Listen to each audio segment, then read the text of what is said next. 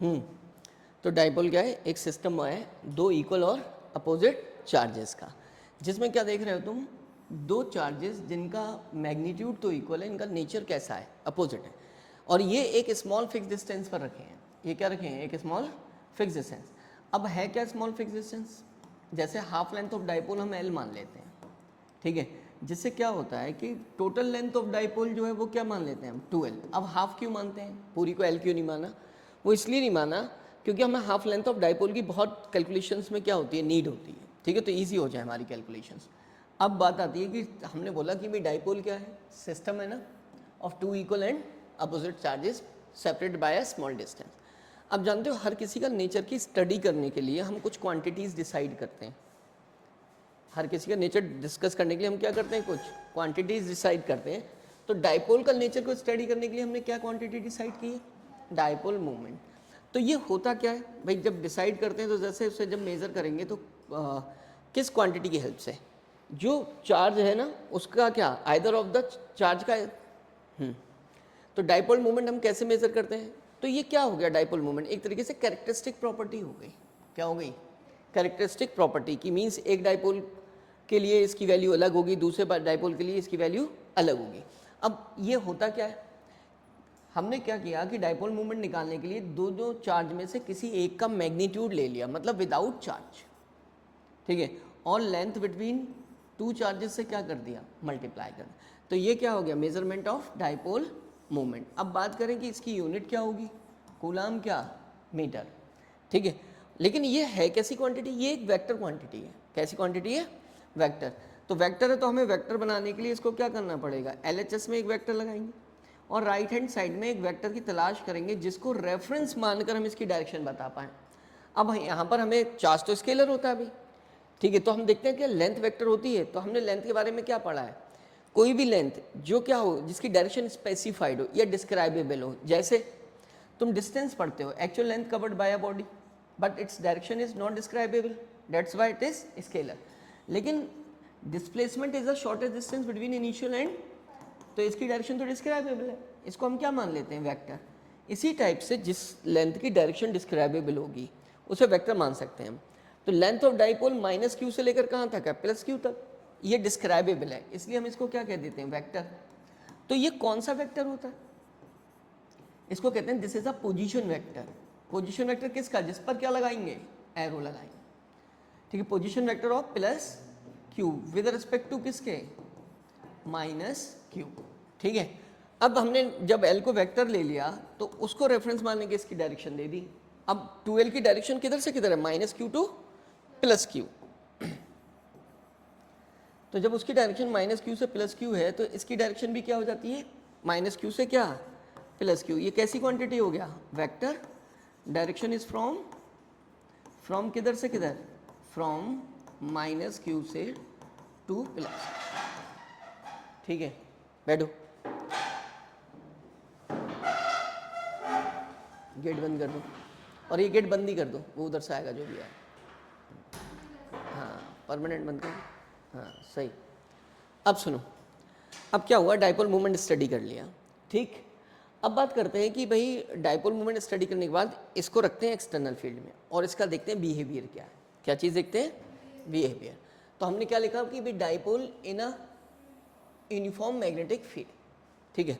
अब डाइपोल को जब यूनिफॉर्म मैग्नेटिक फील्ड में हम रख रहे हैं तो यूनिफॉर्म मैग्नेटिक फील्ड का मतलब जानते हो, दिस इज इलेक्ट्रिक फील्ड, ठीक। इसमें आपने डाइपोल रख दिया, ठीक है, डाइपोल को ये रख दिया।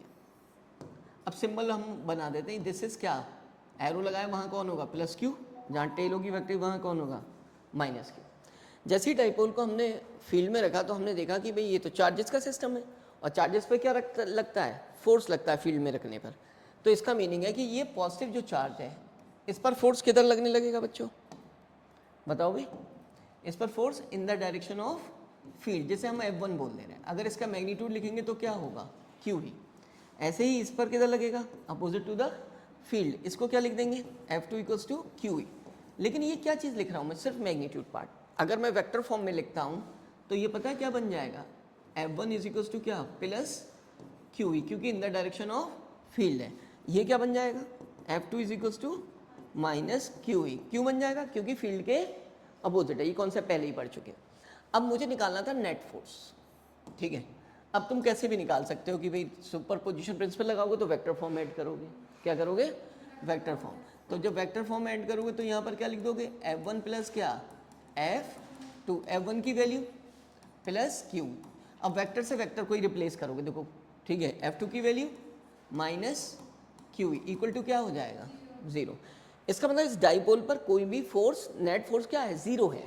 अब किसी पर जब नेट फोर्स 0 हो तो वो ट्रांसलेटरी मोशन नहीं करता, no translatory means straight line motion, कोई भी ट्रांसलेटरी मोशन,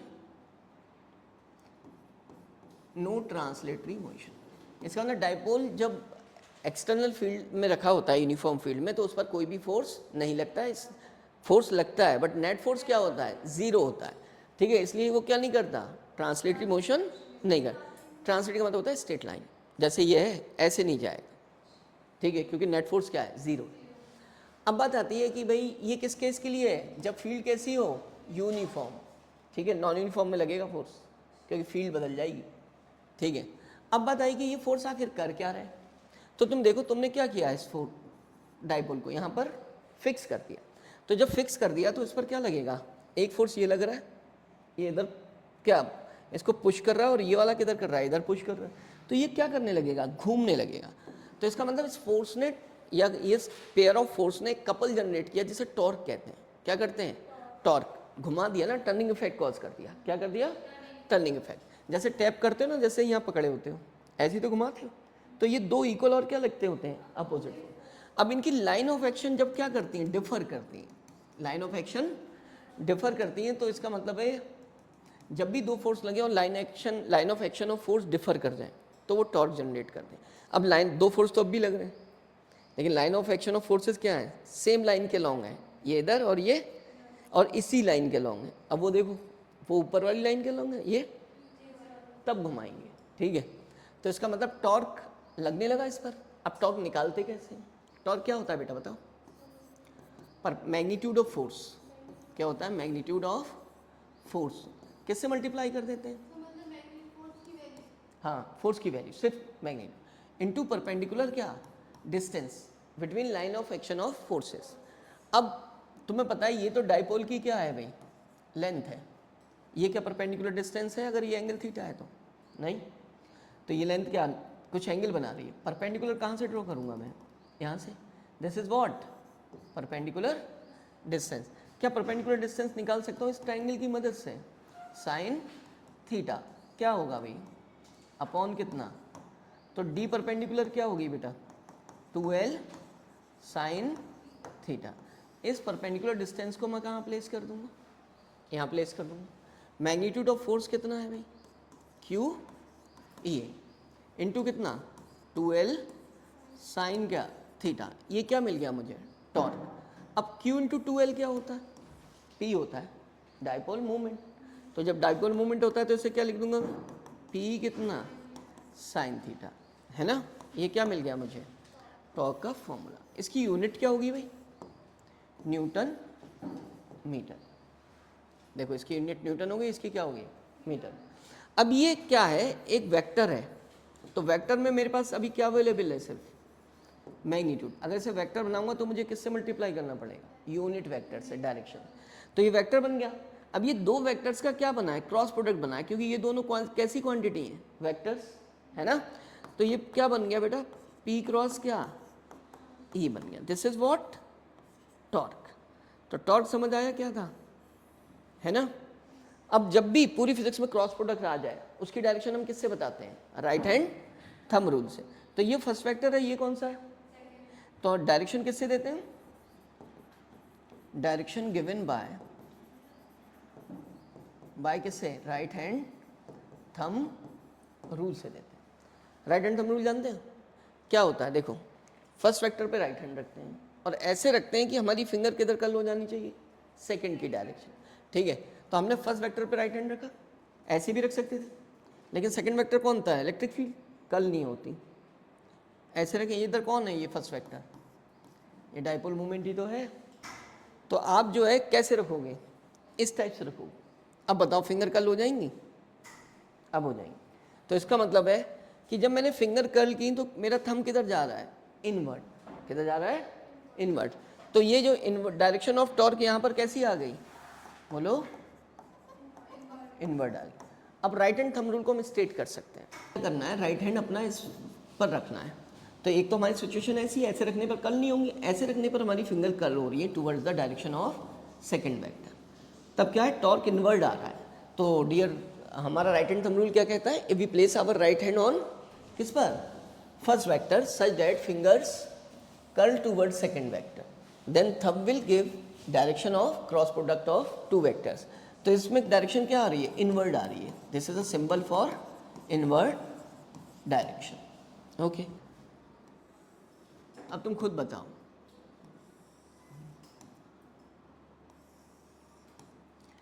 ये रखा है डाइपोल भाई, आपको ये पता है फोर्स इधर लग रहा है और किधर लग रहा है, ये F1 था और ये क्या था। अब तुम इसे, ये इसकी जो सिचुएशन है वो कितनी है, थीटा इनिशियल है, उसे तुम घुमा रहे हो, क्या कर रहे हो, घुमा रहे हो। तो जो ये होगा, अब इसकी सेकंड पोजीशन है वो क्या हो गई, थीटा फाइनल, ठीक हो गई। अब तुम ये बताओ, जब थीटा इनिशियल से थीटा फाइनल की तरफ घुमाओगे तो क्या होगा, ये फोर्स किधर ले जाना चाहता है उसे, इधर। तुम किधर घुमा रहे हो, तो तुम्हें क्या करना पड़ेगा, वर्क। भाई जाहिर सी बात है, किसी चीज़ को घुमाने में क्या, जब वो इधर फील्ड तो उसे किधर मूव करा रही है, बताओ, ये फोर्स इधर ही तो घुमा रहा है इधर, लेकिन तुमने किधर घुमाना है, उसके अपोजिट। तो क्या करना पड़ेगा, वर्क करना पड़ेगा, ठीक है। अब ये वर्क डन कैसे निकलेगा, ये भी एक लॉजिक है। वर्क डन का फॉर्मूला क्या होता है, बोलो, फोर्स इनटू, लेकिन ये वर्क रोटेशनल मोशन में फोर्स की जगह क्या अप्लाई करते हैं, टॉर्क इनटू क्या, ठीक है, फोर्स रिप्लेस हो जाता है टॉर्क से, और डिस्प्लेसमेंट एंगुलर डिस्प्लेसमेंट। अब बात ये होती है कि इसमें फोर्स वेरिएबल है, तब कौन सी टेक्निक लगाते हैं, इंटीग्रेशन, कौन सी। लेकिन यहाँ पर क्या है, ये टॉर्क वेरिएबल है, कैसे, टॉर्क का फॉर्मूला पी साइन थीटा होता है, क्या होता है। तो यहाँ भी कौन सी टेक्निक लगाएंगे, इंटीग्रेशन टेक्निक लगाएंगे। और इंटीग्रेशन टेक्निक क्या कहती है, क्या कहती है भाई, पहले स्मॉल वर्क डन निकालो, उससे क्या कर दो,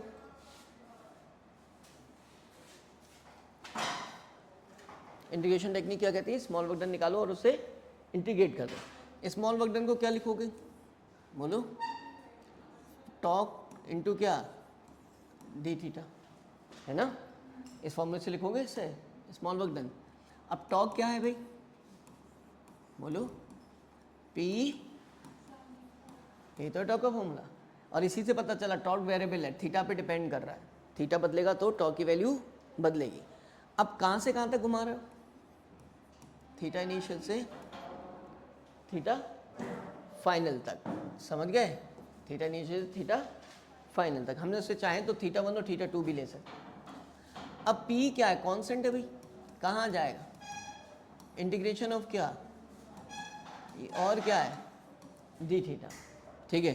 थीटा इनिशियल को हम चाहें तो थीटा 1 मान ले रहे हैं, और इसको क्या मान ले रहे हैं, थीटा 2, ठीक है। अब साइन थीटा का इंटीग्रेशन क्या होता है भाई,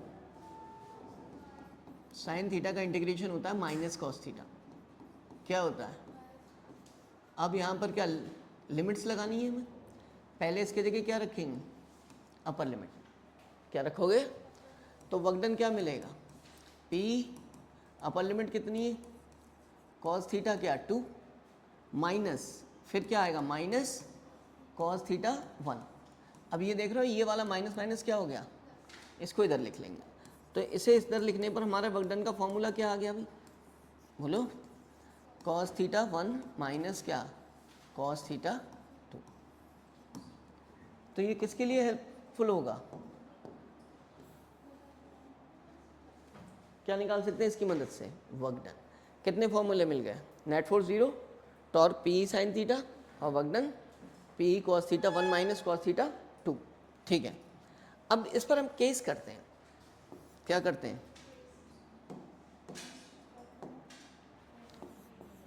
केस 1। केस 1 में हमने कहा डाइपोल मान लिया ऐसे रखा है, dipole in direction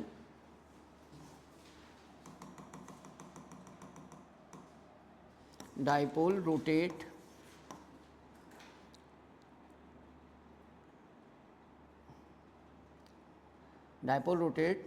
through angle theta, कहाँ से घुमा रहे हो तुम? हाँ, फ्रॉम ई से इलेक्ट्रिक फील्ड की डायरेक्शन में। इसका मतलब ये केस कर रहा हूँ, ये वाला नहीं, ये तो थीटा इनिशियल तो थीटा फाइनल। डायपोल ऐसे रखा था बेटा, डायपोल कैसे रखा था? इस डायरेक्शन में रखा और उसे किस एंगल से घुमा दिया? अब जब ऐसे रखा था तो थीटा 1 क्या हो गया? 0, क्योंकि क्या है ये? फील्ड की घुमा किससे दिया? थीटा से। तो इस फॉर्मूले में लगा देंगे, क्या आएगा बेटा बोलो? cos 0 की वैल्यू क्या होती है? थीटा 2 क्या है? परपेंडिकुलर टू द फील्ड इस वे में रखा है और हमसे कहा जाता है कि यार इसको ना रोटेट करो through an angle theta. Means जो इनिशियल डायरेक्शन ऑफ डायपोल है वो ये है। This means theta 1 is what? Theta 1 कितना होगा? ये हमारा हो जाएगा 90 और थीटा 2 को ही थीटा बोलते हैं। And this is what? ये कितना हो जा रहा है? ये हमारा हो जा रहा है 90 प्लस थीटा। क्यों? क्योंकि जब हमने इसे ऐसे घुमाया तो इतना एंगल घुमाया है थीटा, बट हमें जो एंगल मेज़र करना होता है from the direction of field measure करना होता है which is called theta 2। Theta 2 कैसे मिलेगा? 90 में ऐड करने पर, 90 प्लस क्या करने पर? थीटा करने पर। ठीक है, तो डियर अब हमें क्या करना है? वर्क डन फाइंड करना है। तो जब हम वर्क डन फाइंड करेंगे तो कैसे फाइंड करेंगे? वर्क डन जो मिलेगा हमें PE cos theta 1, cos theta 1 means cos 90, cos theta 2 means cos 90 plus theta. इससे ही तो मिलेगा। ओके, cos 90 की वैल्यू क्या होती है डियर? cos 90 की वैल्यू जो होती है वो 0 होती है। And this is sine theta. किसका? माइनस का साइन थीटा, क्योंकि सेकंड क्वाड्रेंट है। सेकंड क्वाड्रेंट में cos का चेंज जो है वो कैसा आता है? नेगेटिव आता है। ठीक है, तो हम इसे क्या लिख देंगे? PE sine theta. ये हमारा वक्तन आ गया। ठीक है, आगे अपने आप को प्रोसीड करने के लिए मैं एक बात बोलना चाहता हूँ, मैं इसे कंपेयर करना चाहता हूँ। जैसे मैंने कहा कि भाई डाइपोल जो है वो इस वे में प्लेस्ड है। हाँ, फिर से उसकी कंडीशन क्या है? वो 90 डिग्री पर प्लेस्ड है इनिशियली। तो थीटा 1 तो 90 हो गया, theta 1 is equals to 90। But theta 2 को वो क्या बोल रहे हैं? कि उसे एक ऐसे एंगल पर घुमा देते हैं, उसे एक ऐसे एंगल पर घुमा देते हैं कि वो फील्ड से कितना एंगल बना रहा है? थीटा बना रहा है। इसका मतलब हुआ कि जब वो फील्ड से थीटा बना रहा है और हमें थीटा 2 फाइंड करना होता है, वो फील्ड से ही करना होता है। तो इसको क्या बोल देंगे हम? Theta 2 is this, theta is known as theta 2। तो अब थीटा ही थीटा 2 होगा। जैसे एग्जाम्पल लेकर चलो, मान लिया मैं कहता 30 डिग्री घुमाया ये, तो आप ये एंगल मेजर करते कितना? 120। और मैं कह देता कि मैंने एक ऐसी डायरेक्शन में घुमा दिया कि ये 120 बना रहा है, तो मैंने तो खुद ही 120 बता दिया, तो उसमें तो एडिशन खुद हो गया है, हमें नहीं करना है। तो इसका मतलब है कि इस कंडीशन में मैं जब वर्कडन निकालूंगा कि डाइपोल को मैं किससे घुमा रहा हूँ? थीटा इक्वल टू 90 से एक ऐसी डायरेक्शन में जब वो क्या बना रहा है? थीटा। तो then theta 2 is what? Theta हो जाएगा। तो अब ये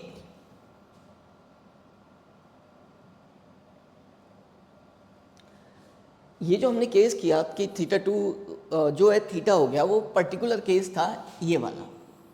हमने ऐसे रखा था, ये थी फील्ड हमारी, एंड डाइपोल कुछ ऐसे रखा था, and it makes an angle of what? 90 degree. तो थीटा 1 कितना हो गया था हमारा? थीटा 1 हो गया था हमारा 90 डिग्री। एंड मैंने कहा था कि जब हम उसे इस डायरेक्शन में घुमा देते हैं कि वो फील्ड से खुद क्या बना रहा होता है? थीटा बना रहा होता है, तो हम उसे थीटा 2 कहते हैं। This is theta. अब बात करते हैं वर्क डन की। तो इस कंडीशन में जो वर्क करते हैं वो पोटेंशियल एनर्जी की फॉर्म में क्या हो जाता है? स्टोर हो जाता है। दिस मीन्स पोटेंशियल एनर्जी किसके इक्वल हो जाती है? Work done when dipole rotated from perpendicular direction of field through an angle theta. When dipole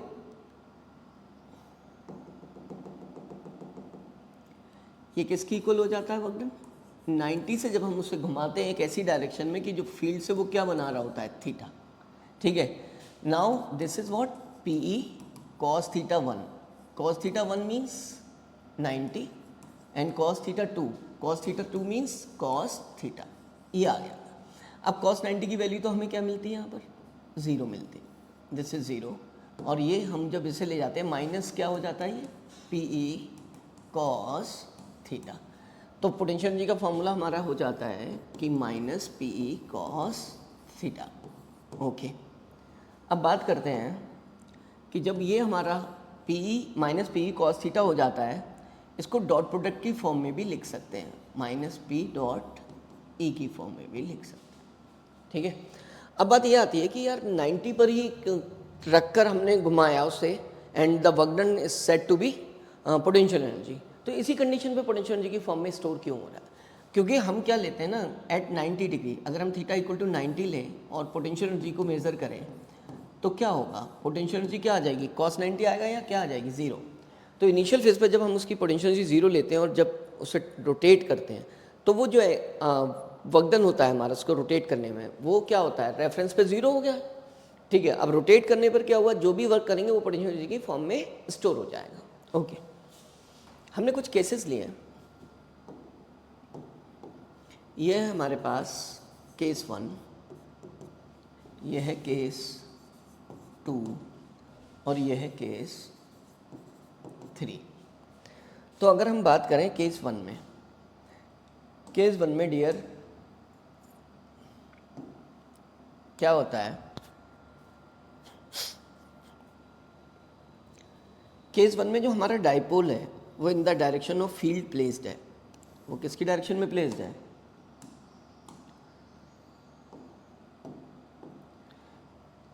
case 1 में जो डाइपोल है वो फील्ड की डायरेक्शन में प्लेस्ड है, ये रही फील्ड की direction.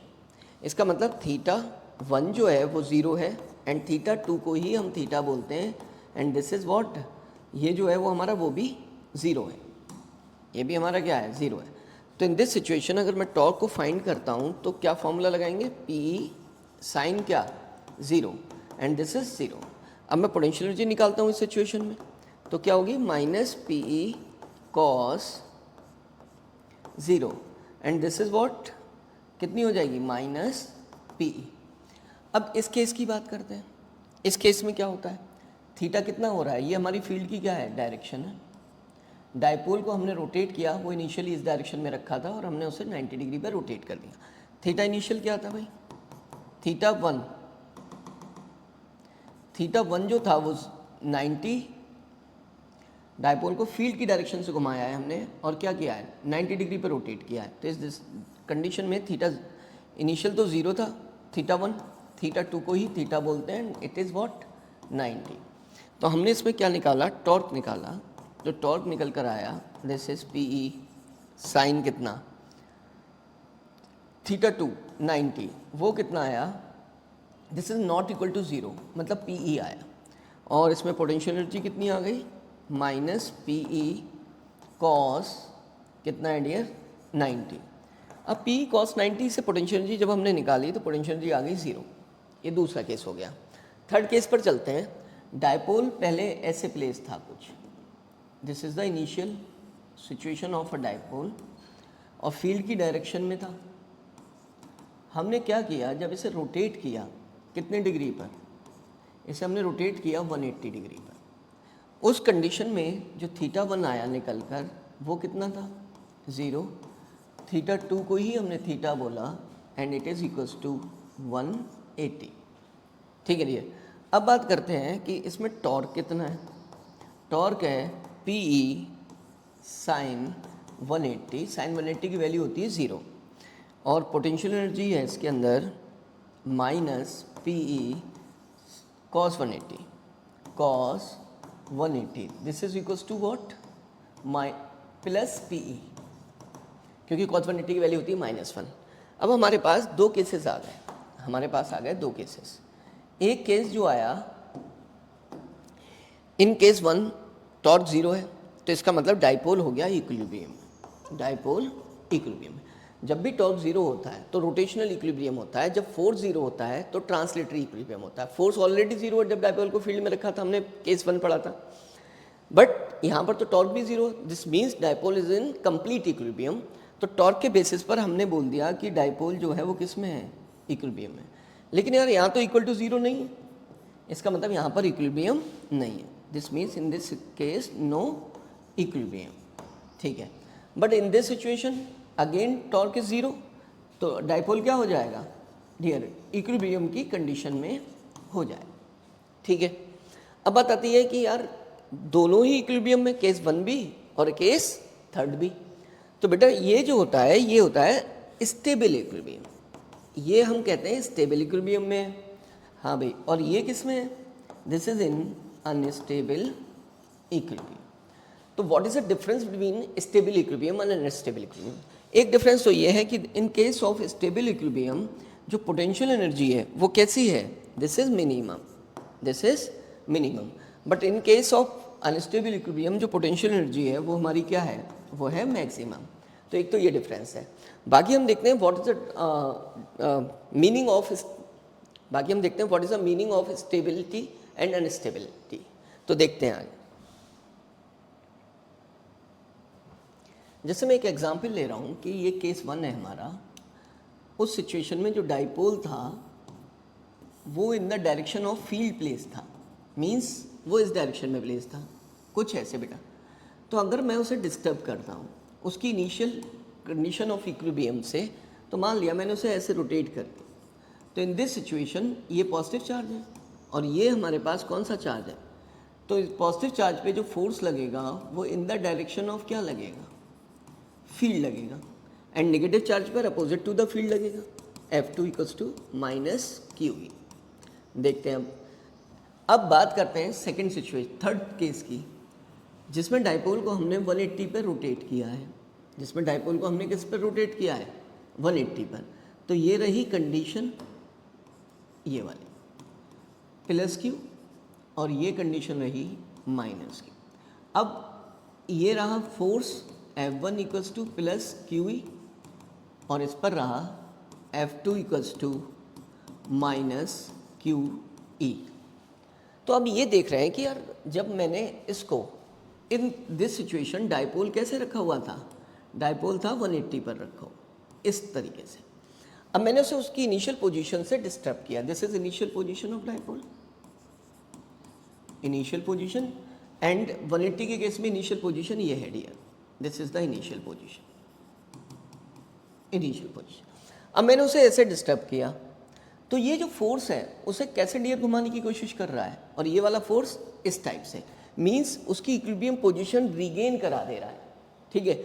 But in this situation जब वो ऐसे रखा था, मैंने ऐसे किया, तो ये फोर्स उसे ऐसे ले जाने की कोशिश कर रहा है, मतलब उसकी इनिशियल पोजीशन को रीगेन नहीं करा रहा है। तो उसे कैसे घुमा दे रहा है, ऐसे, दिस इज द कंडीशन। वो जब क्या कर रहा है, उसको उसकी इक्विलिब्रियम पोजीशन के अपोजिट साइड में ले जा रहा है, ठीक है। तो इसका मतलब ये अपनी इनिशियल पोजीशन इस सिचुएशन में रीगेन कर रहा है, this means this is called a stable equilibrium, मतलब इनिशियल इक्विलिब्रियम को अटेंड कर ले। बट यहाँ पर वो इक्विलिब्रियम में यहाँ पहुँचा डिस्टर्ब करने पर, लेकिन वो ऐसे ना आकर वो कैसे चला जा रहा है, ऐसे। तो this means this is unstable equilibrium, वो अपनी इनिशियल पोजीशन रिगेन नहीं कर रहा है केस 3 में। और a माइनस बी का होल स्क्वायर रूट से हटने के बाद क्या बन जाएगा, a माइनस बी।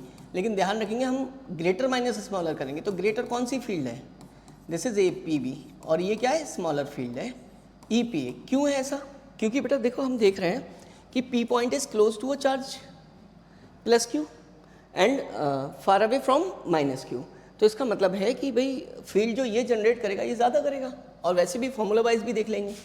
तो हमें यहाँ पर KQ आना चाहिए, जो फील्ड का फॉर्मूला लगेगा वो यहाँ क्या लगेगा, KQ ओवर कितना PB, मतलब R माइनस L का होल स्क्वायर, और यहाँ क्या लगेगा KQ over R plus L का होल स्क्वायर। इससे KQ क्या ले लेंगे डियर, कॉमन ले लेंगे, और फिर हमें एलसीएम लेना है। एलसीएम क्या लेना है, R माइनस L का होल स्क्वायर और R प्लस L का क्या, होल स्क्वायर। अब नॉर्मल सॉल्यूशन है हमारा, R माइनस L कॉमन है, तो यहाँ पर इसका मतलब यहाँ क्या आ जाएगा, R प्लस L का होल स्क्वायर, उसे ओपन कर लेंगे direct, L square plus 2RL। यहाँ क्या आएगा माइनस। अब ये यहाँ कॉमन है तो यहाँ पर क्या आ जाएगा इसका स्क्वायर, तो कितना plus L square minus 2RL। अब ये साइन जब इसके अंदर ले जाएंगे तो माइनस के ये दोनों हो जाएंगे जो कि इससे कैंसिल हो जाएंगे and the value of 2RL plus 2RL हो जाएगा, दिस मीन्स 4RL हो जाएगा। तो हम यहाँ पर क्या कॉमन ले लेंगे, KQ लिख लेंगे और वहाँ लिखेंगे 4RL। जो ये वैल्यू आ रही है ये आ रही है हमारी 4RL, ठीक है। तो हम इसे ऐसे ब्रेक करके लिखेंगे, हम लिखेंगे 2L into 2R, this is also 4RL और डिनोमिनेटर में हमारे पास आ रहा है R माइनस एल का होल स्क्वायर, ठीक है, R माइनस एल का होल स्क्वायर और आ रहा है R प्लस एल का होल स्क्वायर। अब इस पूरे दोनों का होल स्क्वायर, तो हम इस पूरे पे क्या लगा देंगे, स्क्वायर लगा देंगे, ठीक है ठीक है। अब नाउ Q इंटू 2L क्या होता है, ये तो E होता, ये तो P होता है, तो मीन्स K यहाँ P रखेंगे और 2R पहले से, तो क्या बन जाएगा 2PR। और ये जो डिनोमिनेटर में R माइनस एल और क्या R प्लस एल, इसे क्या लिख देंगे R square minus L square और बाहर पहले से क्या है स्क्वायर है। ये नॉर्मल क्या मेथड ऑफ, ये क्या एक नॉर्मल मेथड ऑफ मैथ्स का मेथड है, ये नॉर्मल मैथमेटिक्स से कोई दिक्कत ही नहीं है, ठीक है। चलो अब आगे बात करते हैं, ये आ गया हमारा फील्ड का फॉर्म। अब यार ये तो जो होती है ना एक वेक्टर क्वांटिटी होती है, अब वेक्टर क्वांटिटी है तो इसका मतलब मैं इसकी वेक्टर फॉर्म लिखूंगा, वेक्टर फॉर्म लिखूंगा तो मुझे एक राइट साइड में वेक्टर चाहिए जिससे मैं उसकी डायरेक्शन को कंपेयर करूंगा। तो देखता हूँ ज़रा क्या होता है। नाउ हमने देखा कि यार ये फील्ड ग्रेटर थी तो यार रिजल्टेंट भी इधर ही आएगा, मतलब ये रिजल्टेंट फील्ड की डायरेक्शन हो गई और dipole moment -q to +q होता है, इसका मतलब P की डायरेक्शन ही फील्ड की डायरेक्शन है, तो बीच में हम साइन लगा देते हैं plus and this plus sign shows that the direction of field is same as the direction of P, ठीक है। अब इसमें एक केस होता है कि फॉर शॉर्ट डाइपोल, किसकी बात करते हैं, for short dipole. Short dipole के केस में हम जो है the distance of a point P from centre of dipole वो मच लार्जर डिस्टेंस होती है। जैसे मैं अगर बनाकर दिखाऊं तो कुछ ऐसे दिखाऊंगा, this is a dipole, this is a centre point and this is point P। तो ये डिस्टेंस तो क्या हो गई, बहुत लार्ज हो गई, but length of dipole is very small. तो हम क्या कर सकते हैं, R स्क्वायर को भी मच ग्रेटर ले सकते, L स्क्वायर से ले सकते हैं और इसको क्या कर देंगे डियर, नेगलेक्ट कर देंगे। अब यहाँ से R स्क्वायर को नेगलेक्ट कर दो तो ये R की पावर 4 बना और इससे R कैंसिल हो जाएगा। तो for short dipole at axial point जो फील्ड निकल कर आएगी वो कितनी आएगी डियर, 2P/R³ आएगी निकल कर, ओके। तो this is a particular case of electric field eight N axial point of dipole. अब हमें जो फील्ड फाइंड करनी है वो किस पर फाइंड करनी है, वो इक्वेटोरियल पॉइंट पर फाइंड करनी है। इक्वेटोरियल पॉइंट क्या होता है कि जब हम डाइपोल ड्रॉ करते हैं, ये रहा हमारा डाइपोल और उससे क्या ड्रॉ करते हैं, उसके सेंटर पॉइंट से जब परपेंडिकुलर ड्रॉ करते हैं उस पर लाई करने वाले पॉइंट को हम क्या कहते हैं, इक्वेटोरियल पॉइंट कहते हैं। अब ये डिस्टेंस तो हम सेंटर ऑफ डाइपोल से हमेशा ही क्या लेते हैं, R लेते हैं, but this is a positive charge and this is negative charge, ठीक है। दिस इज पॉजिटिव चार्ज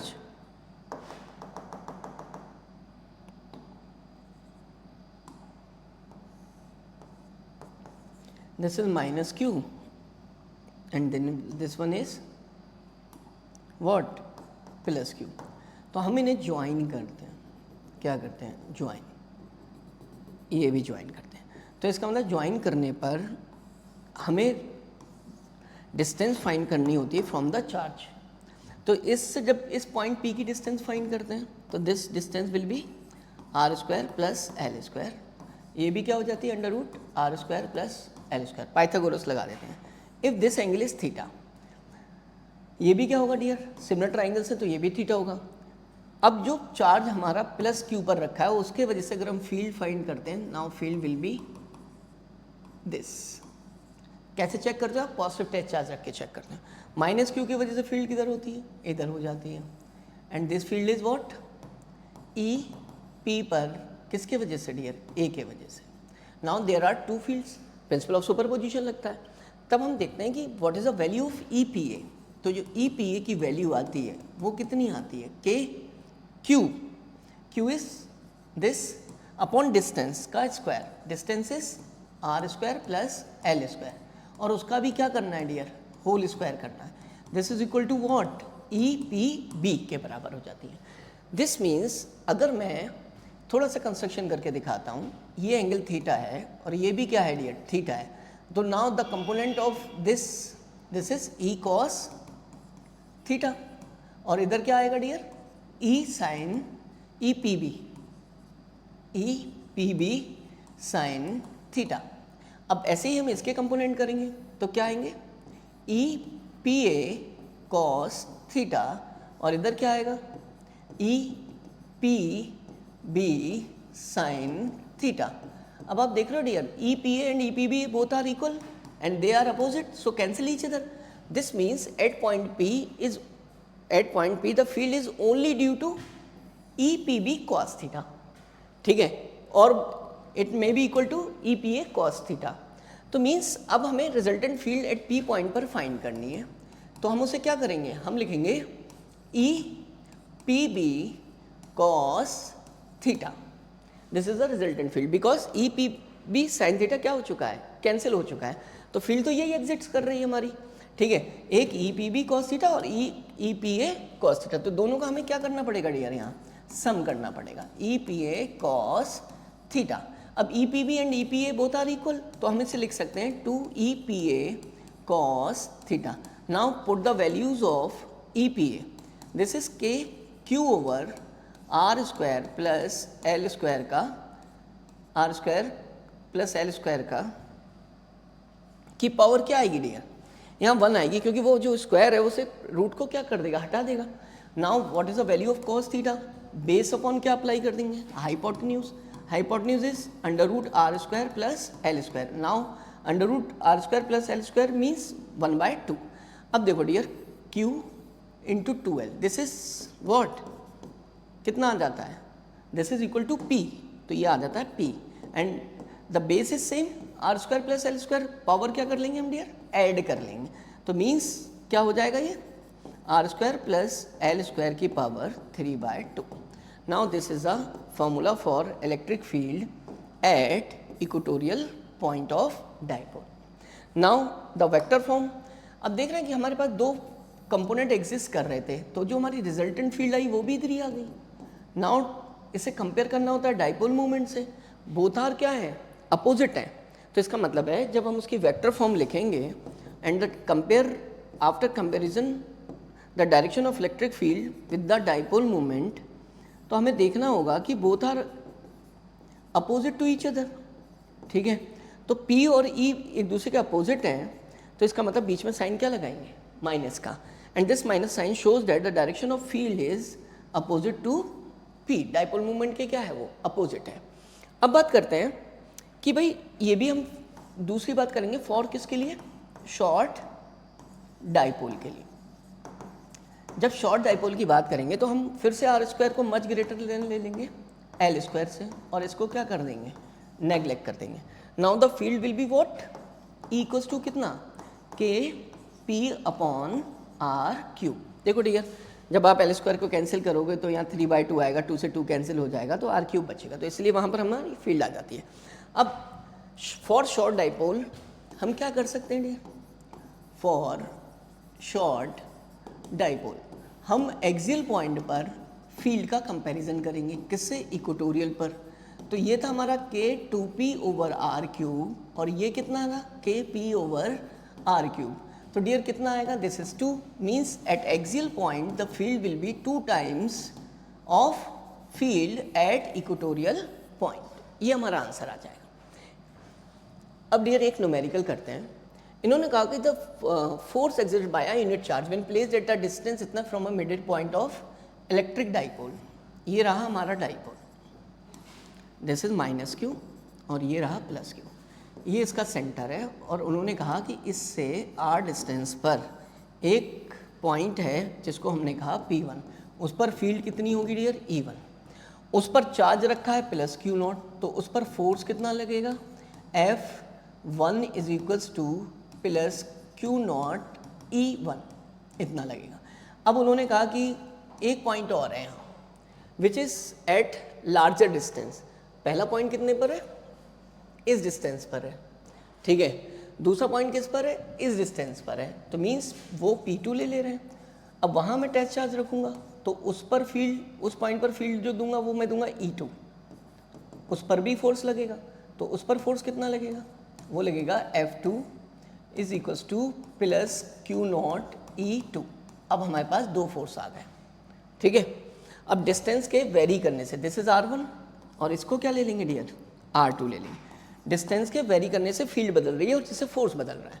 तो इन्होंने कहा कि कैलकुलेट द डाइपोल लेंथ। तो हम इस क्वेश्चन को देखो कैसे करते हैं सॉल्व। हमने कहा, हमने F1 अपॉन F2 निकाला। This is what the magnitude of F1 is Q0 E1 और magnitude of F2 is Q0 E2। Q0 cancel हो जाते हैं and P1 is the axial point of this dipole which is at R1। तो हम इसका formula क्या लिखते हैं फील्ड का, हम डियर लिखते हैं यहाँ पर, हमें दो वैल्यूज़ फील्ड भी दी गई है। एक वैल्यू इस पॉइंट पर E1 कितनी दी गई है फील्ड, तो हम फील्ड को फाइंड करते हैं, हमारे पास दो वैल्यूज़ दी गई हैं। ये फोर्स दिया गया, फील्ड नहीं दी गई है, तो हम फोर्स की वैल्यू रखते हैं F1 की। जब F1 की वैल्यू रखेंगे तो डियर कितना आएगा, F1 इज़ व्हाट, ये F1 है और ये क्या है, F2 है। डिस्टेंस बढ़ने पर फोर्स कम हो जाएगा, ठीक है। ये F1 है, तो F1 कितना आया dear, 0.025 and F2 is upon 0.002। इसको यहाँ से कैंसिल कर देंगे। नाउ हमें क्या मिल चुका है, फील्ड्स का रेशियो। फील्ड का फॉर्मूला जानते हैं कि एट एक्सियल पॉइंट पर 2p r1 upon r1 minus L r1 square L square का whole square dear upon K 2p r2 upon r2 square minus L square का whole square. This is equals to what 25/2 means इसको cut करके हम कर देंगे 12.5। अब यहाँ से हमने इसको कट करते हैं, ठीक है डियर। ये भी क्या हो जाता है, दोनों कैंसिल हो जाते हैं। R1 is what, this is R1 0.10 and R2 is what, R2 is 0.2, ठीक है। इसको 0 लगा देंगे एक और, इनटू इसको ऊपर ले जाएंगे, R2 square minus L square over this is whole square R1 square minus L square का whole square. Dear this is equals to 12.5। Now points हटाने पर 10 2 ज़ा 20, 2 से इसको मल्टीप्लाई करेंगे, दिस विल बिकम 25।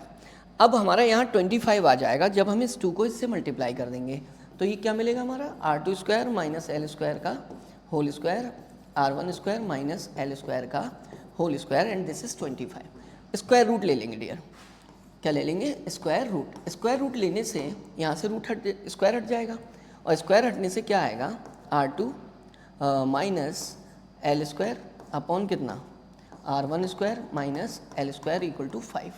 इसे क्रॉस मल्टीप्लाई करेंगे, क्रॉस मल्टीप्लाई करेंगे तो कितना आ जाएगा, R2 square minus L square equal to 5 R1 square minus 5 L square. Dear अब हम एल स्क्वायर को इधर ले आएंगे तो this will become 4l square and this is 5 R1 square minus R2 square, ठीक है डियर। जब इसको आप सॉल्व करोगे तो यहाँ पर क्या मिलेगा आपको, 5 R1 square minus R2 square.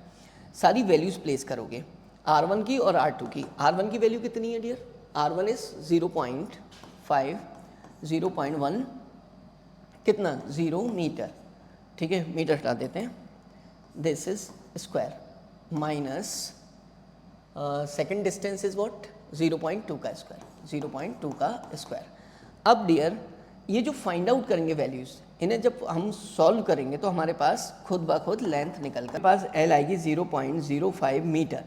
इसको आपको किस में कन्वर्ट, पहले सेंटीमीटर में लेंथ निकल कर आएगी फिर मीटर में, तो लेंथ ऑफ डाइपोल इसको क्या कर देंगे 2L, तो 2L विल बी व्हाट, 2 से मल्टीप्लाई कर देंगे तो 0.0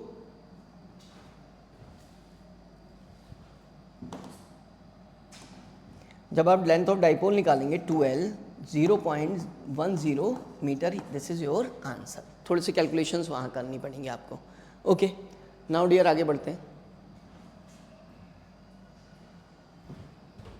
पढ़ा कि भाई एक्सियल पॉइंट पर और इक्वेटोरियल पॉइंट पर क्या होता है, फील्ड जो होती है उसके दो फॉर्मूले पढ़े और शॉर्ट डाइपोल की कंडीशन भी पढ़ी। तो इस जनरल केस में हमारा जो सिलेबस का पार्ट है वो जनरल डाइपोल नहीं है, मीन्स लॉन्ग डाइपोल नहीं है, वो शॉर्ट डाइपोल का पर्टिकुलर केस है, तो हम इसकी बात कर रहे हैं। तो शॉर्ट डाइपोल को हमने कैसे स्टडी किया था कि भाई अगर शॉर्ट डाइपोल है तो उसके एक्सियल पॉइंट पर जो फील्ड होगी वो इतनी होगी, वो कितनी होगी, के 2p अपॉन क्या, आर क्यूब होगी, ये रहा p। बट इक्वेटोरियल पॉइंट पर कितनी हो, वो होगी E equals to K P upon r cube. ये शॉर्ट डाइपोल की कंडीशन है। बट हमारे पास ये पॉइंट तो एक्सियल है और ये पॉइंट जो दिया गया है ये इक्वेटोरियल इंडियन, ये वाला पॉइंट। बट इन दोनों पर तो हमसे पूछा नहीं है फील्ड, हमसे पूछा है general point. General point means अगर हम लेकर चलें तो हम जनरल पॉइंट कुछ ऐसे लेकर चलें, ये रहा हमारे पास एक जनरल पॉइंट जिस पर हमसे फील्ड पूछी गई, और ये पॉइंट जो है वो यहाँ से क्या एंगल बना रहा है, थीटा बना रहा है। तो इस पॉइंट के लिए मैं वो कंडीशन तो नहीं अप्लाई कर सकता क्योंकि एक्सियल पॉइंट भी नहीं है और इक्वेटोरियल पॉइंट भी नहीं है। तो मैं क्या करूँगा कि मैं इस डाइपोल के दो कंपोनेंट्स करूँगा। एक कंपोनेंट इधर कर, ये जो मैं कंपोनेंट कर रहा हूँ this is value of this dipole, ये होगी p cos थीटा। अब डियर बात हो रही है, ये था p, ये था डाइपोल, उसका इफेक्टिव पार्ट ये है तो उसका डाइपोल मूवमेंट ये है, तो ये भी एक इंडिविजुअल डाइपोल की तरह बिहेव करेगा, हम उसको उसका कंस्टिट्यूएंट कंपोनेंट मान सकते हैं। तो इसका मीनिंग है इसका मैं दूसरा कंपोनेंट कर सकता हूँ जो कि इधर आए, जो कि ये आए, and the value of this is what, p2 equals to p sine theta. अब मेरे पास दो कंपोनेंट आ गए डाइपोल के। अब मैं ये देख रहा हूँ कि ये जो डाइपोल है जो इसका कंपोनेंट है उसके लिए ये पॉइंट एक्सियल पॉइंट है, मतलब मैं ये एप्लीकेशन कर सकता हूँ। तो मैं जब ये एप्लीकेशन करूँगा तो मेरे पास जो फील्ड आएगी वो ये आएगी, this is what, E equals to k 2p1 over कितना, r क्यूब, क्योंकि डाइपोल मोमेंट p1 है। और ये इसकी बात करूँ ये इक्वेटोरियल पॉइंट पर, तो ये वाला जो पार्ट है डाइपोल का ये वाला, उसके लिए ये क्या है, परपेंडिकुलर लाइन है और उस पर लाई करने वाला पॉइंट जो है वो क्या कहलाता है, इक्वेटोरियल पॉइंट।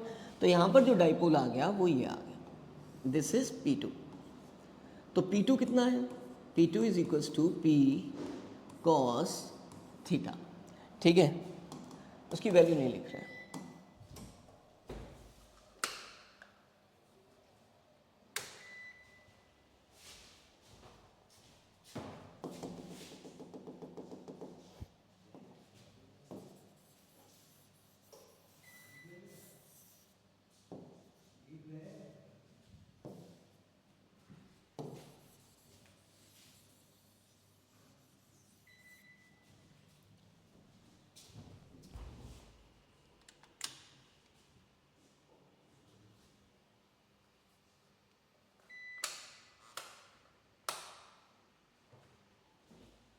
हाँ डियर, तो इस डाइपोल के लिए जब ये इक्वेटोरियल पॉइंट हो गया तो इस पर जो फील्ड आएगी, इस पर जो फील्ड आएगी हम उसे E2 लिख देंगे, and this is equals to K P 2 over R cube. अब मेरे पास दो फील्ड हो गई according to the principle of superposition. जब मैं यहाँ पर field due to two dipoles find करूँगा तो कुछ इस टाइप से फाइंड करूँगा, ये डायगोनल हो गया and this is the resultant field at point P। तो अब एट पॉइंट P पे रिजल्टेंट फील्ड है तो मैंने ऐड कर लॉ ऑफ पैरेललोग्राम जब लगाऊंगा तो मैं लिखूंगा E1 square plus E2 square plus 2E1 E2 cos क्या लगाना पड़ेगा, मुझे 90 लगाना पड़ेगा। ओके, अब जब cos 90 लगाऊंगा, cos 90 तो जीरो होता है तो ये टर्म तो जीरो हो जाएगा, and the value of E1 को मुझे यहाँ पुट करना है। E1 की वैल्यू कितनी है, k 2p1 upon r cube. तो मैं लिखूंगा यहाँ k 2p1, p1 means what, p cos theta, p cos theta over r cube का क्या होगा यहाँ, whole square. E2 square means k p2, p2 means p sine theta over r cube का क्या हो जाएगा डियर, होल स्क्वायर हो जाएगा।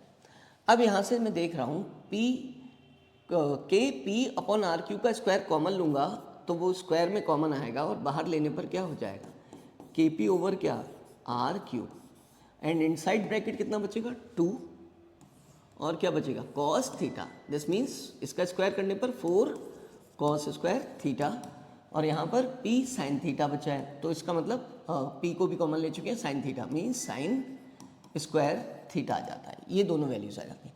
अब साइन स्क्वायर थीटा को हम क्या प्लेस कर लेते हैं डियर, हम साइन स्क्वायर थीटा को प्लेस कर लेते हैं, दिस इज के पी अपॉन आर क्यूब, और हम लिखते हैं 3/4 कॉस स्क्वायर थीटा, और साइन स्क्वायर थीटा को लिख लेते हैं 1 माइनस कॉस स्क्वायर थीटा। अब इसे सॉल्व करते हैं, this means this is equals to 3 cos square theta. क्या लिखते हैं, K P over R cube under root 3 cos square theta plus 1। This is a resultant field at point P, ठीक है dear, due to a short dipole. Okay, इसको ले लेते हैं, ये आगे फिर। अब बात आती है what is the direction of resultant field. तो हम देखेंगे अगर रिजल्टेंट डायरेक्शन ऑफ फील्ड निकाल रहे हैं तो वो हमें क्या मिलेगी, पूछते हैं what is the resultant direction of the field. तो डियर देखिए, ये इससे तो क्या एंगल ले लेंगे फाई, बट हमें चाहिए होता है डायरेक्शन ऑफ फील्ड किससे, डाइपोल मूवमेंट से। तो हम यहाँ से थोड़ा सा कंस्ट्रक्शन कर रहे हैं, और इससे ये एंगल कितना होगा, ये होगा थीटा, क्योंकि ये थीटा है। अब पूरा एंगल कितना होगा, थीटा प्लस फाई। तो the angle of E makes angle equal to what, theta plus phi with किसके साथ, विद डाइपोल मोमेंट के साथ। अब बात आती है थीटा तो हमें नोन होगा, फाई कैसे निकालेंगे, तो हम फाई निकालेंगे tan phi perpendicular, perpendicular means E2 over क्या करके E1, परपेंडिकुलर अपॉन बेस।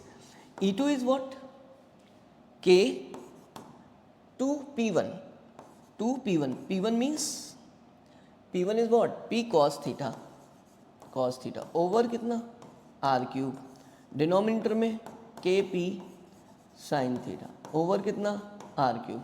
सारी वैल्यूज जो कट रही हैं उन्हें कट करने के बाद हम जो फाइंड करेंगे,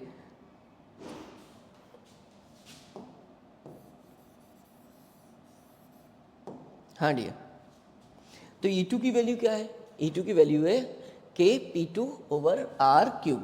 तो K P2, P2 means P sine theta over R cube, और E1 की वैल्यू क्या है, K 2P cos theta over R cube, ठीक है।